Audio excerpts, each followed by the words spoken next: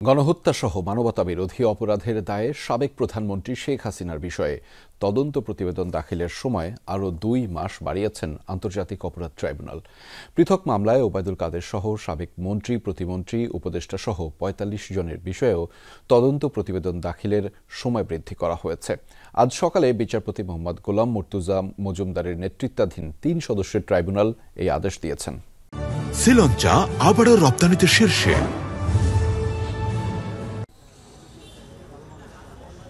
July August গণহত্যা মামলায় যখন আওয়ামী লীগের সাবেক মন্ত্রী এমপিদের হাজির করা হয়, অনেকেই ছিলেন বিমর্ষ।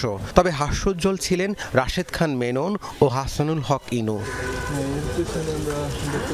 মঙ্গলবার সকাল 11টা নাগাদ গাজীপুর, কেরানীগঞ্জ ও নারায়ণগঞ্জ কারাগার থেকে হাজির করা হয় সাবেক 12 মন্ত্রী, প্রতিমন্ত্রী, 2 সচিব, 1 বিচারপতি সহ 16 জনকে। কার্যক্রম শুরু হয় সোয়া 11টায়। শুরুতেই শেখ হাসিনার বিরুদ্ধে তদন্ত শেষ হয়নি জানিয়ে 2 মাসের সময় আবেদন করেন প্রসিকিউশন টিম, যা আমলে নিয়ে পরবর্তী শুনানির দিন ধার্য হয় 18 ফেব্রুয়ারি। প্রধান কৌঁসুলি তাজুল ইসলাম বলেন, বিগত সরকারের আমলে হওয়া সব গুম খুনের নিউক্লিয়াস ছিলেন শেখ হাসিনা। তদন্ত কমিশনের রিপোর্টের মাধ্যমে যে তথ্য প্রমাণাদি পেয়েছি, সেগুলোর ব্যাপারেও ট্রাইব্যুনাল এই অপরাধগুলোকে তাদের তদন্তের জন্য আমলে গ্রহণ করছে এবং এই ব্যাপারেও আমরা রিপোর্ট প্রদান করব। একই সাথে শেখ হাসিনার বিরুদ্ধে গণহত্যা এবং গুম সংক্রান্ত যে অপরাধ, সেগুলোকে মিলিয়ে তদন্ত রিপোর্ট দাখিল করতে হবে।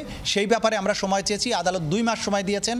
আগামী 18 ফেব্রুয়ারি এই মামলার পরবর্তী তারিখ ধার্য থাকবে। এছাড়া গণহত্যা এবং মানবতা বিরোধী অপরাধের আরেকটি মামলায় ওবায়দুল কাদের সহ আওয়ামী লীগ আমলের সাবেক মন্ত্রী, উপদেষ্টা, প্রতিমন্ত্রী সহ 45 জনের বিষয়ে তদন্ত প্রতিবেদন দাখিলের সময় 2 মাস বাড়ানো হয়েছে।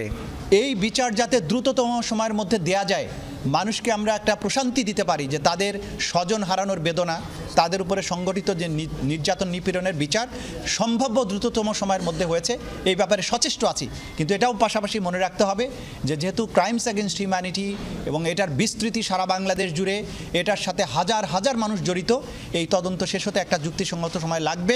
আন্তর্জাতিক অপরাধ ট্রাইব্যুনালে বর্তমানে 4টি মামলায় 72 জনের বিচার চলছে।